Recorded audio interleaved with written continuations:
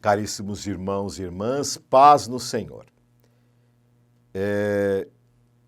Desde sexta-feira, nas paróquias, nas comunidades, estamos vivendo um grande momento da misericórdia do Senhor, né? As 24 horas para o Senhor, promovidas, né, pelo Papa Francisco, para que seja uma experiência da misericórdia de Deus e que se conclua com a realização maravilhosa, celebração do 4º domingo da Quaresma, que é chamado Domingo Letare, né? Domingo da Alegria. É chamado com isso porque a antífone em latim do canto de entrada começa Letare Jerusalém, né? Alegrai-vos, Jerusalém.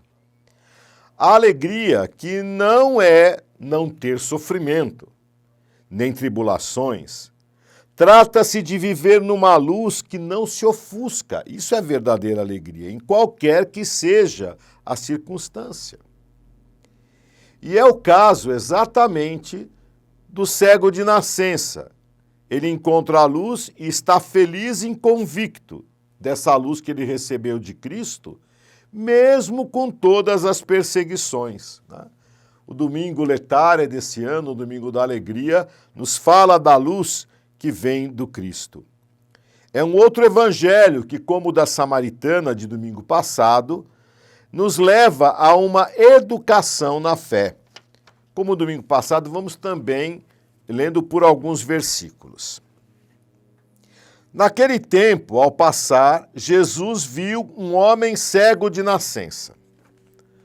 Os discípulos perguntaram a Jesus: Mestre, quem pecou para que nascesse cego? Ele ou os seus pais? Jesus respondeu: Nem ele nem seus pais pecaram, mas isso serve para que as obras de Deus se manifestem nele. É necessário que nós realizemos as obras daquele que me enviou enquanto é dia. Vem a noite, em que ninguém pode trabalhar. Enquanto eu estou no mundo, eu sou a luz do mundo. Dito isto, Jesus cuspiu no chão, fez lama com a saliva e colocou-a sobre os olhos do cego. E disse-lhe: Vai lavar-te na piscina de Siloé, que quer dizer enviado. O cego foi, lavou-se e voltou enxergando. Como já dizia na reflexão de domingo passado, a iniciativa é sempre de Deus. E aqui, às vezes, até de maneira violenta, né? Esse cego não estava pedindo nada, estava lá sentado, sei lá eu o quê, né? E é um cego de nascença. Olha bem. Nós temos aqui o episódio do cego de Jericó, que quer ver novamente. Ele viu e ficou cego. Esse daqui não. Esse daqui está sem luz.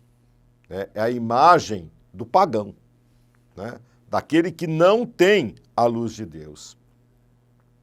E Jesus diz, enquanto eu estou no mundo, não só porque ele não tinha morrido ainda, mas enquanto ele está no mundo, enquanto a sua igreja está no mundo, ele é a luz do mundo. E é a missão da igreja também dar luz aos cegos. E o que ele faz? Mistura a saliva dele com a terra, faz uma lama e passa no olho do cego. A saliva de Jesus, o hálito de Jesus é o Espírito Santo, é a sua santidade. A terra é o homem, o ser humano. Lembra-te de que és pó e ao pó hás de tornar. Jesus mostra que o seu espírito, o seu amor, não tem medo de se misturar com os nossos pecados, com a nossa cegueira, com a nossa treva, né? E é isso, exatamente, a sua presença na nossa escuridão é que nos dá a luz. Aqui nós temos o mistério da encarnação, né? É a presença do Senhor em nossas vidas. Deus, nosso Senhor Jesus Cristo, não tem receio em misturar-se com os nossos pecados, com as nossas podridões, com as nossas com a nossa degradação como ser humano, mas ele o faz na força do seu espírito para nos libertar. O Senhor nos lambuza de lama, para que tenhamos necessidade de lavar-nos nas águas de Siloé, que é símbolo das águas do batismo. Batismo é também chamado de iluminação. E agora vamos pensar, quantas vezes nós fomos lambuzados por Deus, né? Diante dos nossos pecados, diante das nossas cegueiras, né? E nós sentimos vontade de nos lavar, né? O sacramento da penitência é um segundo batismo, diz a tradição da igreja. Nos é restaurada a graça batismal, né? Esse tempo de quaresma tão propício, as 24 horas para o Senhor em tantas paróquias, né? Tem essa possibilidade de participação do sacramento da penitência, os mutirões de sacramento da penitência que estamos tendo também nas nossas paróquias. Mas continuemos a nossa leitura. Os vizinhos e os que costumavam a ver o cego, pois ele era mendigo, diziam: não é aquele que ficava pedindo esmola? Não é...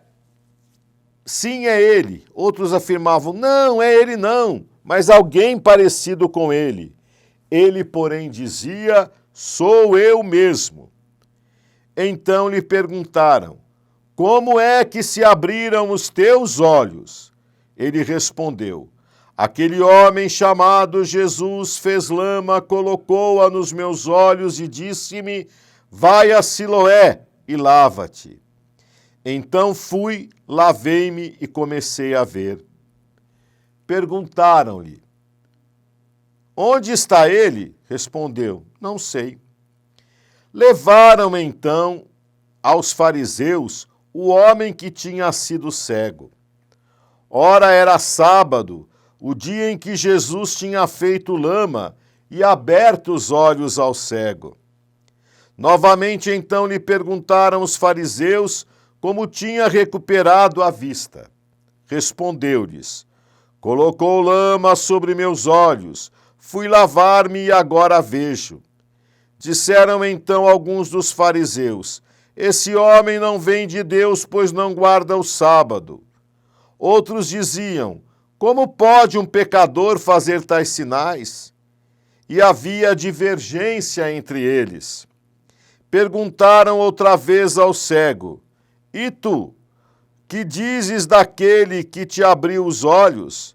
Respondeu: é um profeta. Então os judeus não acreditaram que ele tinha sido cego e que tinha recuperado a vista. Chamaram os seus pais e perguntaram-lhes: este é o vosso filho, que dizeis ter nascido cego? Como é que agora ele está enxergando? Olha, o cego, num primeiro momento, não tem explicações para dar. Só o que sentiu, o que aconteceu. Ele sentiu essa presença forte de Jesus na sua vida e que ele realizou essas coisas. E diz, é um profeta, né? Porque o que ele fez eu sinto, eu não tenho como dizer que não. É coisa de Deus, é da parte de Deus, que fala de Deus e não pode ser renegado. Os judeus o renegam porque violou o sábado, etc. Ele fala: não, ele fez um gesto de amor comigo, nem estou pensando no sábado, nem estou pensando na lei, né? Ele mesmo sentiu que o amor é maior do que a lei. A primeira experiência que nós temos de Jesus, quando ele toca o nosso coração e a nossa vida e nos faz enxergar, né, é que é algo de Deus, é algo que supera a nossa compreensão, a nossa adesão, né? Mas é algo pelo qual nós nos sentimos profundamente atraídos. Os outros podem renegar, mas eu não. Eles foram até atrás dos pais, né, do pai e da mãe desse cego para dizer: ele era cego mesmo, ele não está mentindo, né? E ele diz: não, eu estou vendo, eu estou enxergando, né? E é interessante que nós vemos que a catequese que está aqui batismal, né? Onde aquela pessoa não responde mais, ou melhor, não responde mais por ela os pais, mas ele mesmo responde. Ele mesmo dá testemunho daquilo que aconteceu nele, né? A profissão de fé. Esse quarto domingo da quaresma, né, é o domingo onde, em algumas estruturas do catecumenato antigas, da igreja antiga, se entregava o creio para aqueles que iam ser batizados, né? Mas continuemos a nossa leitura. Os seus pais disseram: sabemos que este é nosso filho e que nasceu cego.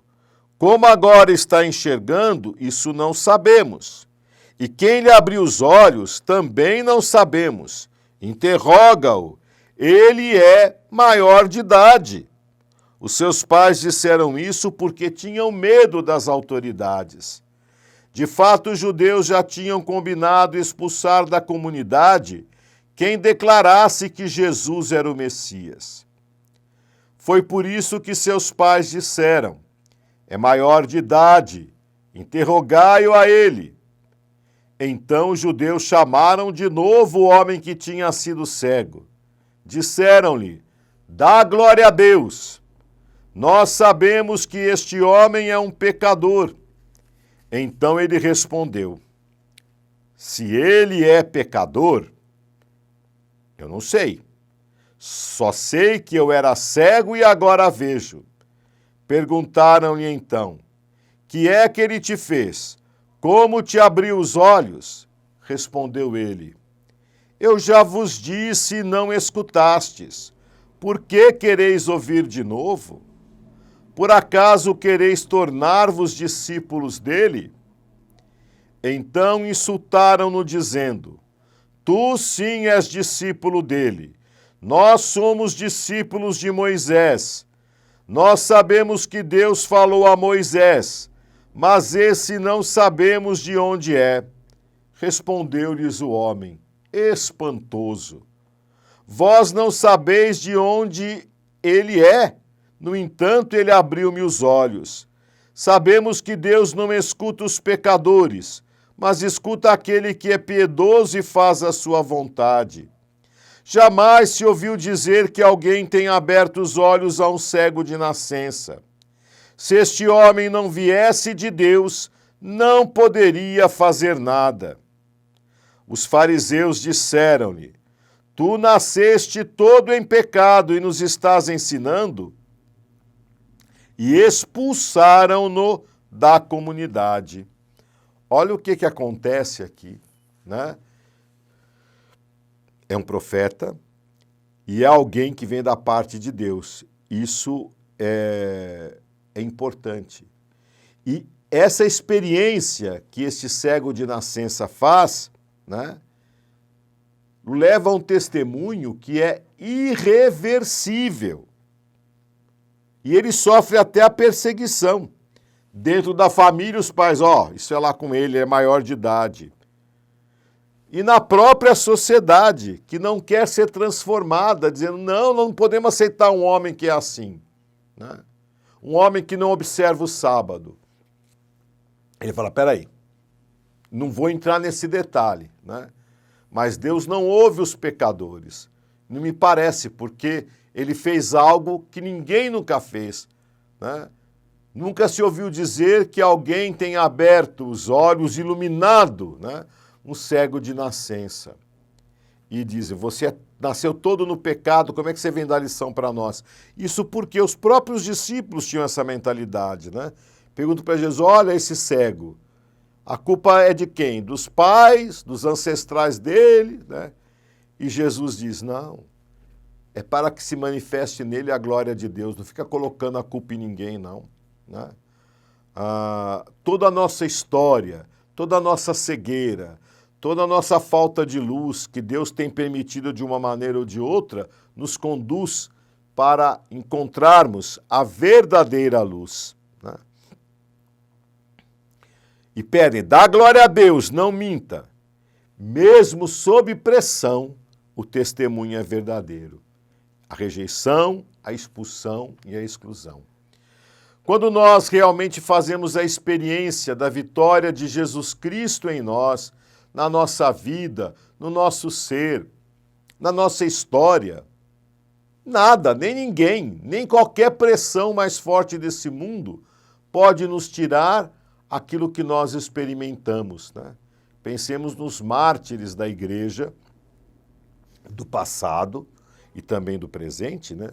Porque quantas pessoas estão morrendo por testemunharem essa fé, por professarem essa fé, não só por recitarem o creio, mas por recitarem o creio com a sua própria vida e com a sua própria existência. Mas a palavra continua. Jesus soube que o tinham expulsado. Encontrando-o, perguntou-lhe: acreditas no Filho do Homem? Respondeu ele: quem é, Senhor, para que eu creia nele? Jesus disse: tu estás vendo. É aquele que está falando contigo. Exclamou ele: eu creio, Senhor. E prostrou-se diante de Jesus. Após toda a tribulação, apesar de toda expulsão, está aí uma profissão de fé, como eu dizia, né? O exemplo dos mártires de antigamente e de hoje. E o texto longo desse domingo termina assim. Então Jesus disse: eu vim a este mundo para exercer um julgamento, a fim de que os que não veem, vejam, e os que veem se tornem cegos. Alguns fariseus que estavam com ele ouviram isso e lhe disseram: porventura também nós somos cegos? Respondeu-lhes Jesus: se fosseis cegos, não teríeis culpa. Mas, como dizeis, nós vemos, o vosso pecado permanece. A luz é um dom de Deus, né? O Senhor pode jogar barro em nós, mandar-nos nos lavar, nós podemos enxergar e podemos rejeitar essa luz. Então, essa luz pode ser acolhida ou pode ser rejeitada.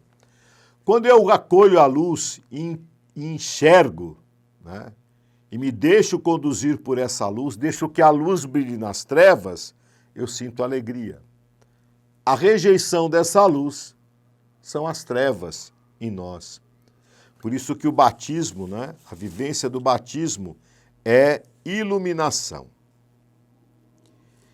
Vamos fazer a oração deste domingo. Ó Deus, que por vosso Filho realizais de modo admirável a reconciliação do gênero humano, concedei ao povo cristão correr ao encontro das festas que se aproximam, cheio de fervor e exultando na fé, por Cristo nosso Senhor. Amém. Quarto domingo da Quaresma é dia, né, da celebração do segundo escrutínio batismal para aqueles que se preparam para o batismo. Como eu dizia, o quarto domingo se fazia, né, em alguns esquemas de catequese catecumenal, e até hoje também, de inspiração catecumenal, se entregava o creio, o símbolo da fé, a fé da igreja, para que, como se o catecúmeno decorasse e depois professasse publicamente com a sua vida, né? O cego, ele fez isso, né? Ele recebeu, no fim perguntou: quem é para que eu acredite? Sou eu. Ah, então eu creio, né? Se ajoelhou, conhece Jesus como Deus e Senhor, né? Essa devolução daquilo que ele recebeu. Então vamos rezar também pelos catecúmenos que neste domingo passarão pelo segundo escrutínio.